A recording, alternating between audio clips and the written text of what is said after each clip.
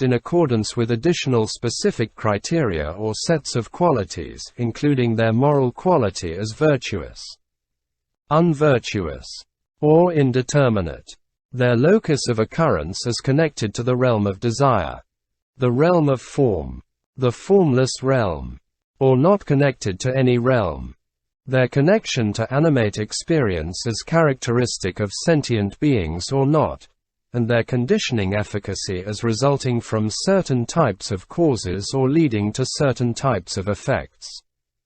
To give an example, a particular instance of a mental factor, such as conception, can be virtuous in moral quality, characteristic of sentient beings, connected to the realm of desire, and so on. In other circumstance, another occurrence of the same factor of conception, while still characteristic of sentient beings, can be unvirtuous and connected to the realm of form. Although the specific character of each instance of conception differs as virtuous or unvirtuous, and so on, all such instances, regardless of their particular qualities, share the same intrinsic nature as conception and can, therefore, be placed within the same fundamental category. Thus, the taxonomic schema of 75 factors represents 75 categories of intrinsic nature, each of which occurs phenomenally or experientially in innumerable instances. Through this disciplined exercise of exhaustive analysis in terms of constituent factors, experience can be seen as it actually is, the factors causing further suffering can be discarded, and those contributing toward liberation can be isolated and cultivated. This exhaustive Abhidharma analysis of experience occasioned a number of doctrinal controversies that served to demarcate different schools. Many of these controversies were directed by fundamental disagreements that could be termed ontological, specifically concerning the way in which the different factors constituting experience exist and the dynamics of their interaction or conditioning. Such ontological concerns motivated the early lists of factors in the Sutras, which were used to support the fundamental Buddhist teaching of no self by demonstrating that no perduring, unchanging, independent self could be found. In Abhidharma treatises, the focus of ontological concern shifted from gross objects, such as the self, to the factors or dharmas of which these objects were understood to consist. Perhaps the most distinctive ontology was proposed by the sarvāstivādins, those who claim sarvam asti, or everything exists.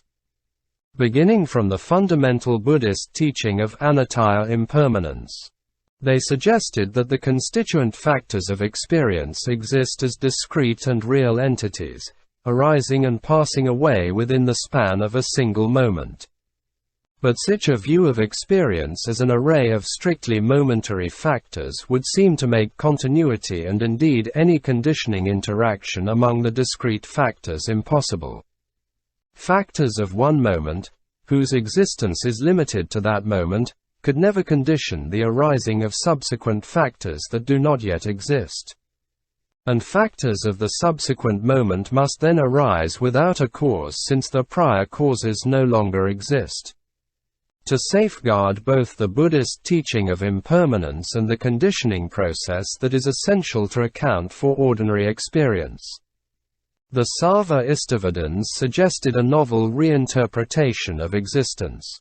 Each factor, they claimed, is characterized by both an intrinsic nature, which exists unchanged in the past, present, and future, and an activity or causal efficacy, which arises and passes away due to the influence of conditions within the span of the present moment. Only those factors that are defined by both intrinsic nature and the possibility of activity exist as real entities. The composite objects of ordinary experience that lack intrinsic nature exist only as mental constructs or provisional designations. This model, the sarvāstivādins claimed, preserves the Buddhist doctrine of impermanence. since each factor's activity arises and passes away, and yet also explains continuity and the process of conditioning, since factors exist as intrinsic nature in the past, present, and future. Such past existent factors can then, through various special types of causal efficacy, serve as conditions in the arising of subsequent factors. The sarvāstivāda ontological model became the subject of heated debate and was rejected by other schools, e.g., the Theravada and the dārśṭāntika, who claimed that factors exist only in the present, and not in the past and future. According to the dārśṭāntikas, intrinsic nature cannot be distinguished from a factor's activity. Instead, a factor's very existence is its activity, and experience is nothing other than an uninterrupted conditioning process. The fragmentation of this conditioning process into discrete factors possessed of individual intrinsic nature and unique efficacy is nothing but a mental fabrication. These ontological investigations generated complex theories of conditioning and intricate typologies of causes and conditions. There is evidence for several rival classifications of individual causes and conditions, each of which accounts for a specific mode of conditioning interaction among specific categories of factors. For example, the theravādins proposed a set of 24 conditions. The sarvāstivādins, 2 separate sets of 4 conditions and 6 causes. Besides establishing different typologies of causes and conditions, the schools also disagreed on the causal modality exercised by these specific types. The sarvāstivādins acknowledged that certain of these causes and conditions arise prior to their effects, while others, which exert a supportive conditioning efficacy, arise simultaneously with their effects. The dārśṭāntikas, however, allowed only successive causation. A cause must always precede its effect. In these debates about causality, the nature of animate or personal conditioning, that is, efficacious action, or karma, and the theory of dependent origination intended to account for animate conditioning were, naturally, central issues because of their fundamental role in all Buddhist teaching and practice. The investigation of these doctrinal controversies, which came to occupy an ever greater position in later Abhidharma treatises, required the development of more formal methods of argumentation that employed both supporting scriptural citations and reasoned investigations. In the earliest examples of such arguments, reasoned investigations did not yet possess the power of independent proof and were considered valid only in conjunction with supportive scriptural citations.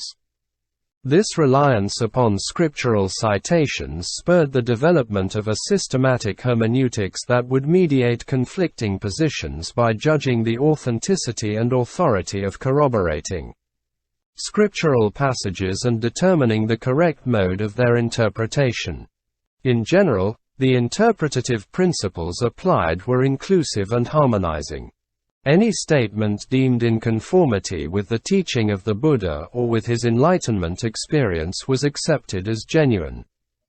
Hierarchies were created that incorporated divergent scriptural passages by valuing them differently. And finally, contradictory passages in the Sutras or within Abhidharma texts were said to represent the variant perspectives from which the Buddhist teaching could be presented. Notable for its parallel with later Buddhist ontology and epistemology was the hermeneutic technique whereby certain passages or texts were judged to have explicit meaning expressing absolute truth or reality, while others were judged to have implicit meaning expressing mere conventional truth. And for the Abhidharma texts, the sutras were merely implicit and in need of further interpretation that could be provided only by the explicit Abhidharma treatises. In Abhidharma texts of the later period, reasoned investigations were deemed sufficient, and the supporting scriptural references became decontextualized commonplaces, cited simply to validate the use of key terms in an Abhidharma context. Reasoned investigations began to be appraised by independent non-scriptural criteria, such as internal consistency, and the absence of logical faults, such as fallacious causal justification. The doctrinal analysis and methods of argumentation developed within Abhidharma treatises defined the course for later Indian Buddhist scholasticism, which refined and expanded its Abhidharma heritage through the addition of new doctrinal perspectives, increasingly sophisticated techniques of argument, and a wider context of both intra- and extra-Buddhist debate.